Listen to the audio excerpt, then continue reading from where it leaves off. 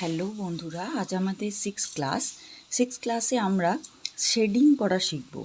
ঠিক আছে, সিক্স ক্লাসে আমরা শেডিং করা শিখব। শেডিং করাটা এইভাবে করতে হবে। দেখো, বোথ সাইড দিয়ে শেডিং করা করতে হবে।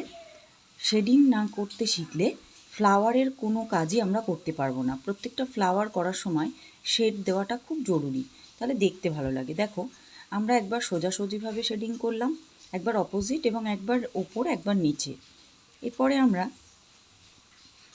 গোল করেও শেডিং করব। প্রথমে দেখো, আমরা এইভাবে শেডিংগুলো করে নিচ্ছি। শেডিং করার পর শেডিং ব্যাপারটা হচ্ছে পুরোটাই হাতের ওপর ডিপেন্ড করে।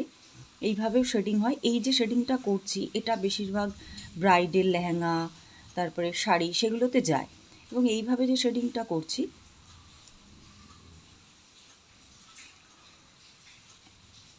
এই শেডিংগুলো কোনো আম শেপের ডিজাইনের ওপরও শেড হাফ শেড যায়, বা কোনো ফ্লাওয়ার্সের পাতার ওপরে যে শেড যায় সেটাও যায়। এরপরে অনেক সময় হয় আমরা কোনো গ্রুম মানে কোনো বরের মুখ আঁকছি, তার মধ্যে তার দাড়ি থাকলে সে দাড়িটা কীভাবে শেড করব, সে শেডিং করব, সেটা দেখো এইভাবে করতে হয়। ঠিক আছে, তো শেডের এক এক রকম নিয়ম হয়, এক এক রকমভাবে শেড করতে হয়। তো প্রত্যেকটা জায়গায় আলাদা আলাদাভাবে শেড পড়ে। যেমন এখানে একটা ফুল করছি আমি, দেখো এই ফুলটার মধ্যে কিভাবে শেড করব। দেখো, এই ফুলটা করছি, এই ফুলটার মধ্যে কিভাবে শেড করব, এটা আমি এইভাবে করছি, এক্স্যাক্টলি তাই।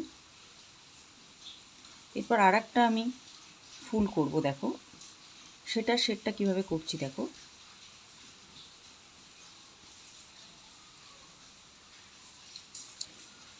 এইভাবে শেডটা করে নিচ্ছি, করে নিয়ে দেন তার পাপড়ির ওপর থেকে শেডগুলো দিচ্ছি,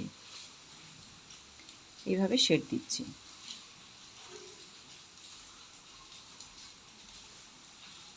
এগুলো হচ্ছে শেডিংয়ের মেন নিয়ম, এইভাবে শেড দিতে পারবে।